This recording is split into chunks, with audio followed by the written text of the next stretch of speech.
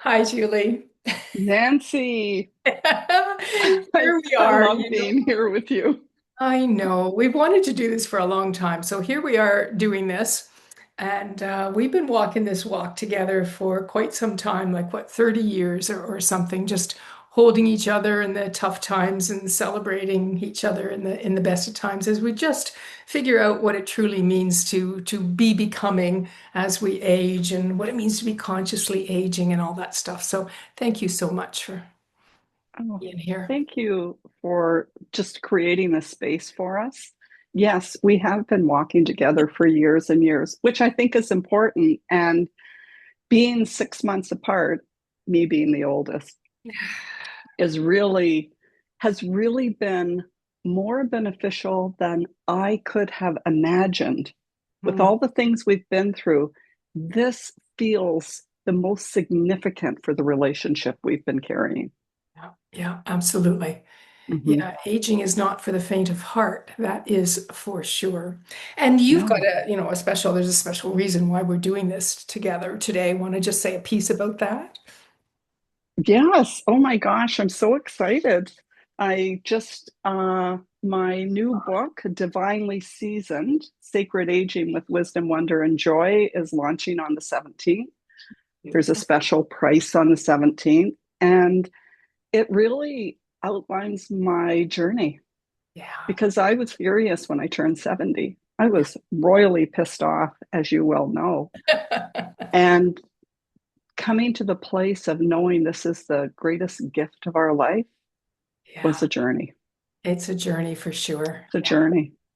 Well, when we were talking about doing this, we knew the biggest challenge was going to be to do something that would fit into 10 to 12 minutes. So, Right. my job, I'm trying to keep us on track here. You, So, you're in right? charge. Thank You're you. in charge. We came up with sort of three questions that we thought would be valuable for people listening to us. So here's the first question. Okay. What has surprised you most about aging? And I get to go first. Go.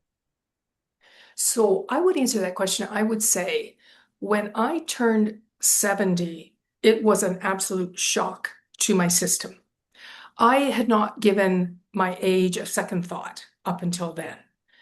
Milestone birthdays were like super easy for me. But when I turned 70, I was shocked by how many of the cultural, societal, cultural beliefs were so intensely embedded in my energy system and in my biology. And Yeah. so I have been shocked at just how much personal work I have had to do to shift those beliefs into something which would support the kind of vitality that I intend to live these years with. Oh my gosh. I'm with you 100%. And it's surprising. Like I was not prepared for what happened. And I am with you, like all the cultural beliefs that got embedded in me somehow. Thank goodness for Conscious EFT and for us talking and tapping our way through this. Who am I? What am I supposed to be doing? Am I still relevant? Am I supposed to retire? Like all of those questions. And how much time do I have? And the biggest for me was after all I've been through, are you, I'm not going to swear, kidding me that Yeah, now I'm just going to get old and die? yeah, Seriously. yeah, exactly. Yeah. It was very much like the rug being pulled out from Yeah. under me. Like I was just kind of traipsing through life, and then I I was know. so glad that you and I had been walking your path for 6 months before I hit it. I'm so glad you're older than I am. Okay, second question. Okay. So, what story about aging are you still unlearning right now in real time? What are you still working on about aging? Um, we've worked through a lot, Yeah. but there's still something around. I'm unlearning the slowing down, like that I'm supposed to be slowing down somehow and I don't have as much energy and I better be careful where I'm putting my energy, like those little things. Hmm. And I think the other thing is this sense of what if I can't remember things? Like what if my memory starts to go like preparing today? It's like, oh, I hope I remember what I want, what I'd really like to say. Yeah. Like worrying about that because that tends not tends to, that can happen. Well, that is the story, right? That is the That's the story that we're story. being handed, that this is inevitable. Fortunately now we've got the neuroscience research that's showing that is not an inevitable decline. So I'm glad we're living at this time and age. Yeah. Yeah, and I would say what I'm still unlearning is sort of on getting myself disentangled from this societal definition of retirement.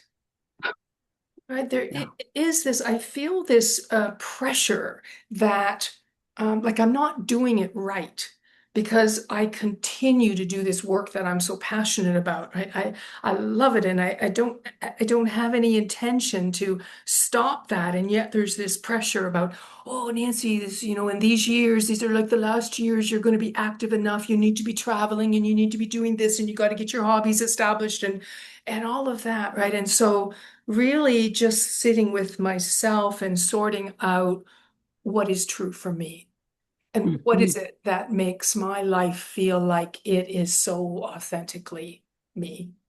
Mm, I love that. I love the word authentic. It Yeah. has taken on a new meaning. Hmm. We toss that word around. Be in alignment, be authentic. And I mean, what does that really mean? But for me, it's changed and deepened so much. The Hmm. word that comes to me that I've been working with the most is permission. Yes, absolutely. Permission Yeah, to right. be who Yes. I am, say what I want to. My work with clients has changed. Well, that's our third question. Sorry. Talk about alignment. So, as you know, what I love doing, what I'm so passionate about is just helping this therapy and coaching field evolve from all these constraints that it's current to, the traditional work is so limited. So I really wanted us to talk about how is this conscious aging process changed you as a practitioner and how you work with your clients? Mm. That is such a powerful question. I have more permission to, well, let me start by saying this. Aging and being at this place and knowing like maybe I've got 20 years left, I don't know, has brought an evolvement. I've evolved with evolving. I am more connected. I have more gifts coming through. My intuition, how I read my clients, the energy, what's important, and how I want to hold a space with so much love and light has changed. Not just the way I work, because I enjoy showing up, because I'm just showing up, but I see the difference in my clients, and that feels so exciting. Yeah, I would say something similar in that what the permission idea is that I have finally, I feel like 100% of my own permission to show up in the fullness of my humanity. And this has taken years because, of course, you and I were trained in the traditional psychotherapy model, which basically came down to leave your humanity outside the session Mhm, door. And you're mhm. supposed to lead that session from a place of expertise and academic training. And Yes. it's like, when I started 40 years ago, I knew that didn't fit for me. But boy, I did not have my permission to just fully engage, right? And so that's as I look back on my practitioner journey, that's what it's been about is really looking at where are the places that I'm blocking that, where I'm scared to just show up and doing the work to release that energy. And so I just feel so grateful for that journey and the freedom today to just to just love, to just Just love. love those clients. It doesn't mean you don't have boundaries and ethics and everything else. Exactly. Come from that place of love is Yeah. just greatest gift. I think it's our responsibility now. I want to shift this idea of what aging is. We are out in front of some people, and there are people that have gone before me, which I detail in my book. I interviewed them, Yeah, 60s, 70s, 80s, 90-year-olds out in the leading edge. We have a responsibility to change the cultural beliefs around aging so people start to know they are more relevant and have more permission as they get here, not less, yeah. never less. Absolutely, absolutely. You know, this this is the new story that we're embedding in our consciousness, right? That even at 72, we are not finished. And we are so absolutely in process, right? Yeah, There's just so much opening for us to be doing. And we're still in this process of unlearning what has been limiting us for all along, right? Like we literally are still becoming. we are still becoming, Yeah. deepening, and coming into more light, more love, more grace, more understanding. Then the wisdom is incredible Yeah. that wants to So, come through. it's why I'm such a champion and such an honor to support you in the whole process of getting this divinely seasoned book born, and such an honor to write the foreword for that too. So, would you did you just want to tell people a little bit again about how they could access your book? Thank you. And Mhm. thank you. I usually do ask you to write my forewords. And I love how you do that. But yes, Divinely Seasoned is available on the 17th. We're launching that day. And so anyone that wants to get online, will post a link and purchase that. It's like 99 cents that day. And, anyone that's written knows that there are launch dates for a reason.